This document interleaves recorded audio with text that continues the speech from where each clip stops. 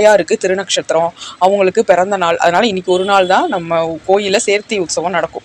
அதனால இன்னைக்கு சேர்த்தியோட சேர்ந்து சந்தோஷமா இருக்கும்போது நம்ம போய் கேட்டோம்னா, நம்மளுக்கு பெருமாள் மோட்சம் தருவார் அப்படின்னு சொல்லிட்டு இந்த கத்தியத்திரயத்தை வாசிப்பார். அந்த வாசிக்கும்போது தாயார் கிட்ட பர்மிஷன் வாங்கிட்டு தான் பெருமாள் கிட்ட இதை கேட்பார் மோட்சத்தை.